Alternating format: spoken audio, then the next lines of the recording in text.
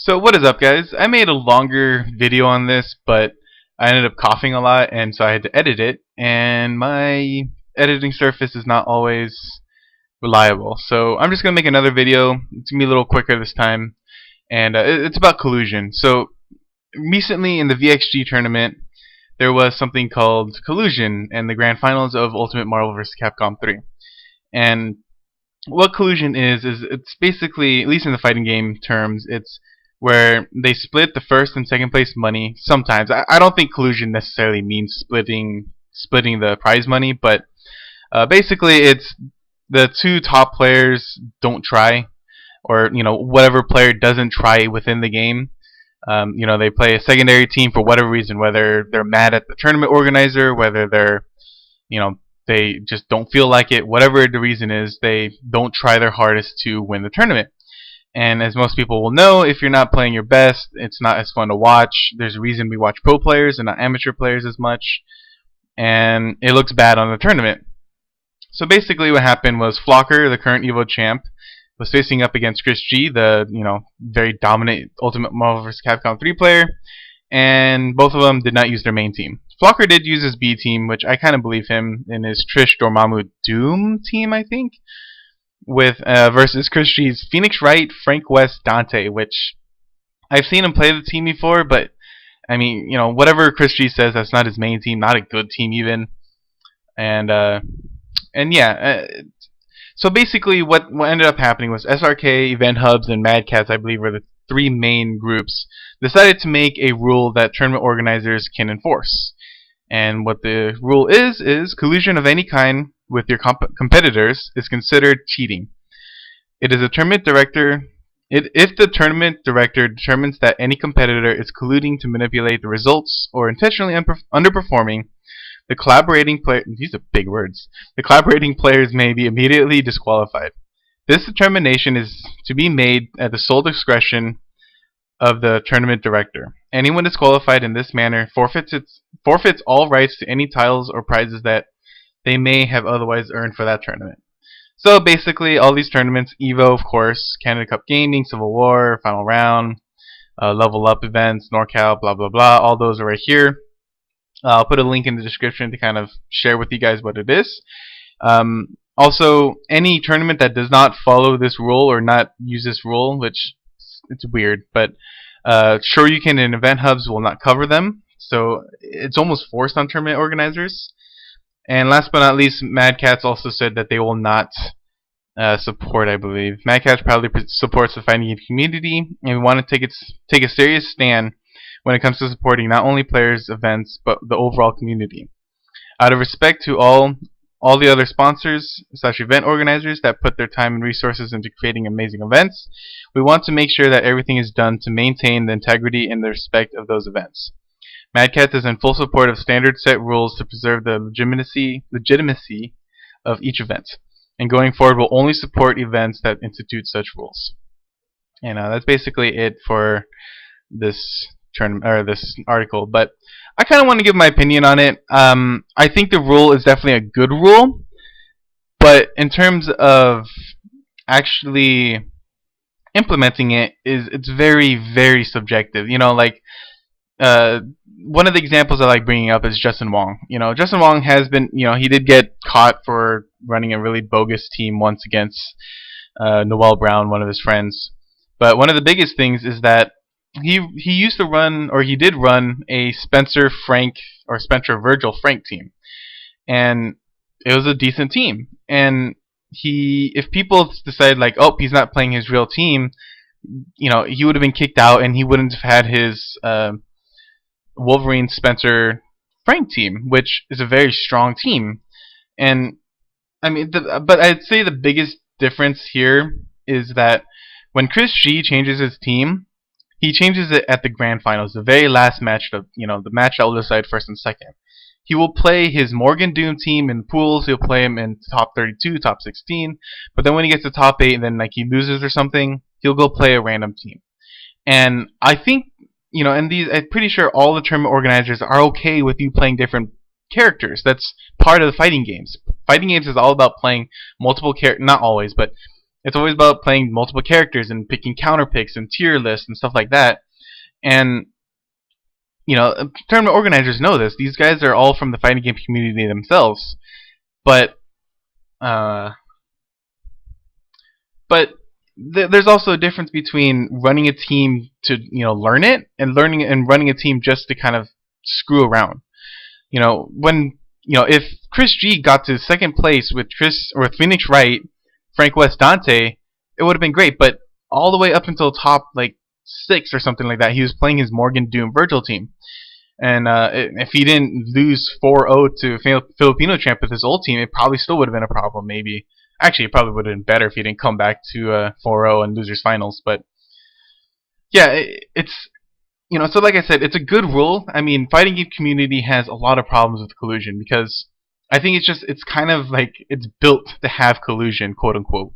Or I don't like using the word collusion because collusion means that they're working together. I think just playing characters you want to play is not necessarily collusion. I think it's a dirty word that they're using to cover everything, but it's not for everything. You know, so it's just because they're using a secondary team doesn't necessarily mean they're not trying. But I don't know. The rule is definitely what's there. Oh, I remember what I was saying now. Fighting games. So I would say there's 3 major aspects of why the FGC has problems with this. I go to other sports like football or tennis or golf. You don't really hear about this kind of stuff. And if they're trying something new, it's kind of like, let's see how this works for them. But in fighting game community, you kind of like, it's weird how when you see a new team, it's not like, oh, let's see how they're gonna do with this. It's more of like, oh wow, really? I mean, granted, if they win, they can't really go, well, that was a bad choice because they won, right? It was the reason why losers finals is not a big deal because Chris G was using his original Ultimate Marvel team, and he beat Filipino champ after going down 0-3 and sticking to that team. So people aren't mad at that. People are mad when he used Phoenix Wright, Frank, Dante, and yeah. So it's interesting to say the least. I'm a little sad that it's kind of forcing them, but at the same time it's needed. I keep going away. The 3 major reasons is 1, how many characters in tier list. If you don't know what tier list is, it's like how good a character is. So someone like Ryu, or even better, someone like Seth in Street Fighter 4 right now is a pretty damn good character. Someone like Chun-Li is a pretty bad character.